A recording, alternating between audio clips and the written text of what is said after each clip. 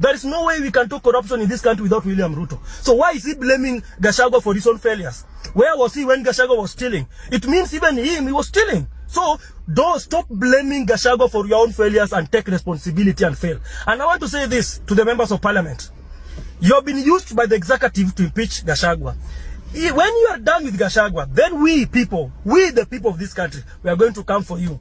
We are going to come for you and we are going to tell you either to resign or we are going to remove you from that house. You are no longer representing us.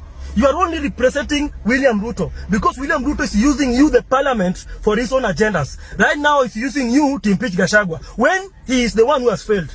So let William Ruto take responsibility and he should stop blaming Gachagua for his own failures. Tukiongea marisasi, tukiongea ndani. My friend William Samoei Ruto. Sai Ruto amesema atukitaka kufanya maandamano lazima useme utakuwa na watu wangapi maandamano. Na vitu zikiharibika wewe ndio utakuwa in charge kulipa hizo vitu. Hiyo ni udikteta ya Moi ambayo tulikuwa nayo. Na kama wewe unakuja hapa uko na akili mzuri, unasema Ruto miaka ati 2032, basi wewe na mafia yenye inatoka nyuma yako mnafanana. Ruto must go!